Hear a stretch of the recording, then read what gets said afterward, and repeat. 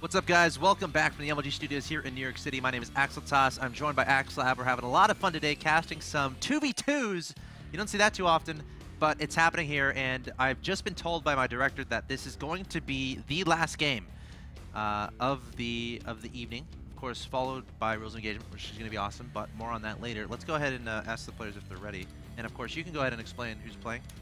So, of course, Druby and Vibe are the defending championships. With their current streak of 3 wins, they're guaranteed that $50 for the streak. Yep. But whoever wins this last match will get $50 for being the last team standing. So there's $50 extra on the line here for either team.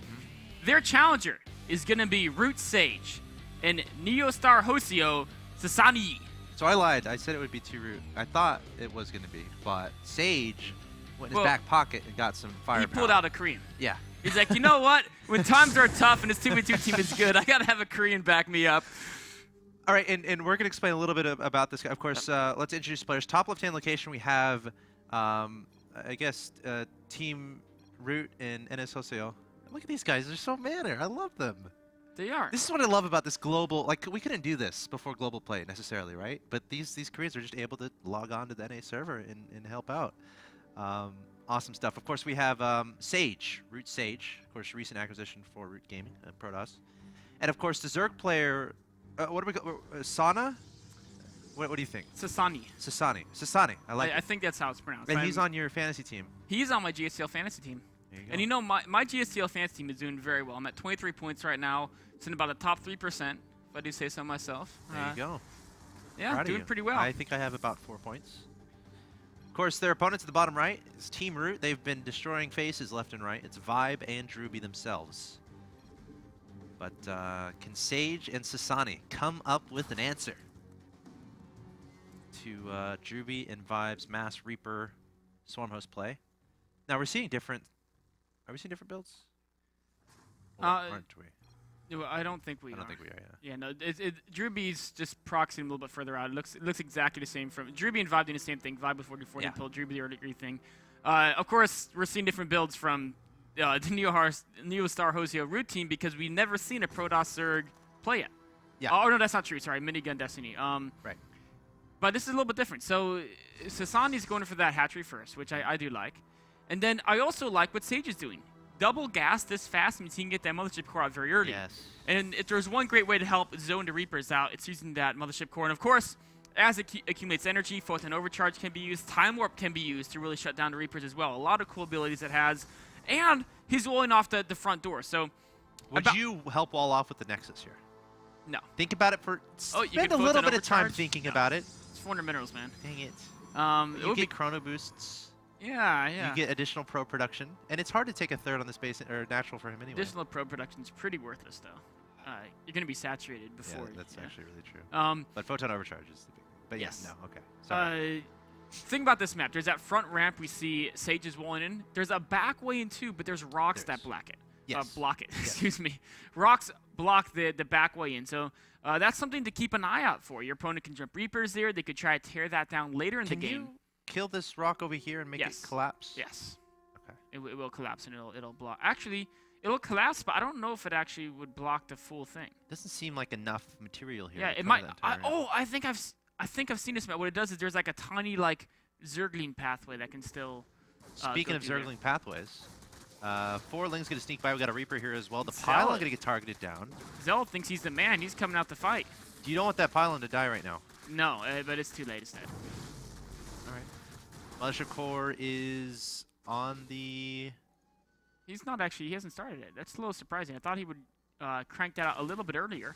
Right. Stalker is controlling the map pretty well right now, fending off the front attack, but that can only last until Vibe gets speed, and that speed is about 15 seconds, StarCraft seconds from completion. Once that gets in, they're going to be back in attack, but Sasani has a lot of Zerglings of his own, and his speed is halfway done. So we saw some of the other Zerg teams open up with the Bailey Nest early, and the Bailey Nest didn't really seem to do too well. Oh, speed is kicked in, but the Slowlings actually caught a little bit off guard. Can they get by? Oh, they protect the Stalker, and the Stalker launches this range attack, but a lot of Slowlings did go down to the Reaper combination.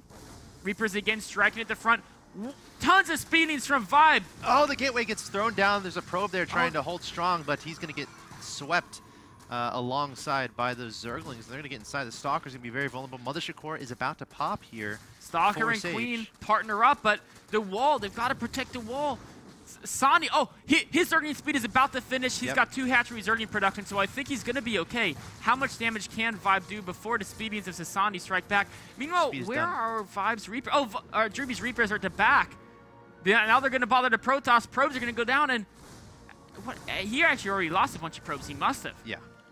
Workers, I can't do control. Yeah, those things don't work in 2v2. Units lost. And you know, Sage has been crippled. He's been absolutely crippled. But to be fair, Druby's been crippled too. Not from. Oh, what is this? What am I looking at? Sage somehow in the midst of all this, he's building an Oracle. It's heading to Druby's base. Whoa! Druby's, he's gonna lose everything. Oh no! There's no anti-air. They're trying to run away. The Oracle trying to get some damage done. Look at that stutter step Mike with the Oracle. That's actually pretty impressive. It's barely stopping at all, which is not something that's super easy to do. It's I mean, it's of course Sage being Sage. It can do without a problem. Deactivating the Oracle beam, but it's gonna come back there in a second. It's just gonna wait for a little more energy.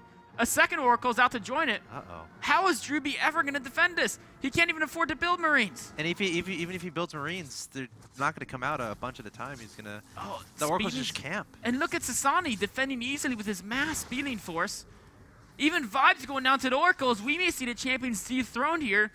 I didn't even realize he was proccing his target. I was so focused on the action. I was watching all the Reapers die and the pretty explosions. But how did he afford that? And this, like, think about this because the amount of pressure they were under, and to have the money to do that. And like Vibe never sent an Overlord in that direction, right? Yeah.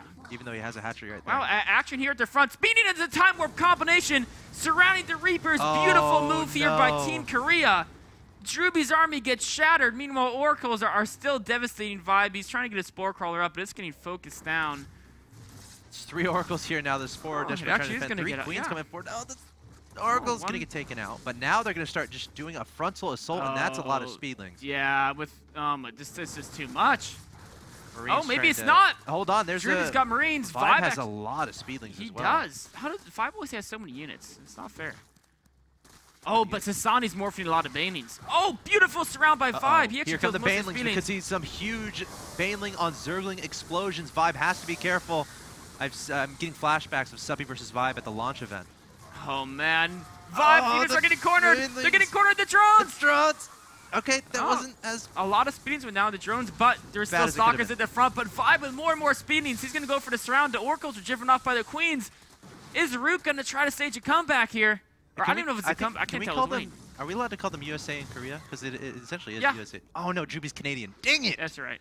Well, you know, you will kind of assume. I really wanted to bring that national pride into this. But. More Oracles being cranked out. Sage really wanting to do damage to harass. One thing to mention is Sasani's been on very low econ the whole game. He's been really just cranking out those speedings. Yep. But they do have the center map control. Vibe definitely has a significant economy, but Druby's SCVs. Vibe has a Spore Crawler and Queens. What does Druby have to defend his worker line from these Oracles? He's got... The Queens are trying to... Yeah, Queen's off creep. He's got a few Marines. You know, he actually only lost like 4 SCVs. Are not too bad. At the front, though, another action coming in here. Speedlings and Banelings busting up in the front door. Oh, Vibe trying to peel away those lings. You do not want to bring a swarm of Zerglings into your opponent's Banelings. And the pressure is relentless here from the Korean team. Coming in with a bunch of Banelings and Zerglings. Some Stalkers here as well. Oracle's having to flank from the back. Oh, here they come. Pulsar Beam has been activated. Goodbye, Queens. And I think this might be a slow but sure end of Root Gaming. Oh, there's so many speedings to Sasani. The Oracle's over top. The barracks are being camped. Stalkers are being warped in constantly now. Vibe has a decent speeding force, but there's Banelings in action too. And that's really what's given him the problems. Vibe's been able to produce a lot of speedings, but hasn't had an answer for the Banelings. I think this may be it. Yeah, GG. And wow, what a game. I mean, I thought Team Korea was gone in the early stages there. Yeah. But there's victory for Root Sage. And of course, his teammate. You're better at saying it than I am. Sasani. Sasani. Yeah. I may be mispronouncing it. I honestly don't know. It sounds good to me, but... It sounds pretty awesome. He's an awesome guy, too, of course. If you're on my GSL fantasy team, you're awesome. And he's one of the only non-Terrans on my fantasy team. I'm pretty sure. Wow. That says a lot. Actually, so he's the only Zerg on you. Yeah, I have one Zerg, one Protoss, because the rules that one of the trays and the rest are all Terran. Just what I'm doing. So everyone wins there. Yes. Both of those teams get $50 because that was the last match of this King of the Hill 2v2 style. Hope you guys enjoyed it. It was kind of a spur-of-the-moment thing. We thought about it yesterday. Spent all day contacting players and seeing who'd be interested. I had fun.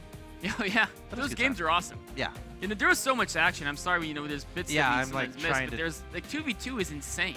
It is. It's absolutely crazy. Really fun games. So those, I'm actually gonna check YouTube VODs out later because yeah, every single game that you may or may not have seen there that was broadcasted will be on our YouTube channel, youtube.com/officialmlgsu2 full 1080p HD.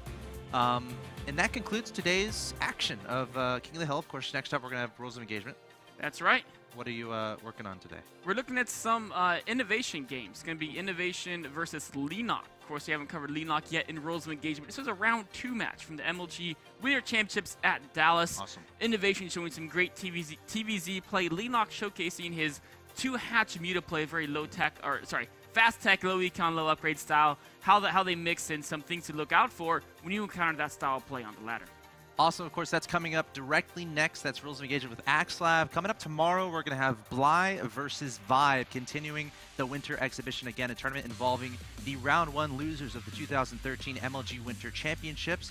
Of course, Vibe is going to be playing against Bly. And then on Friday, we're going to have Marine King taking on Huck.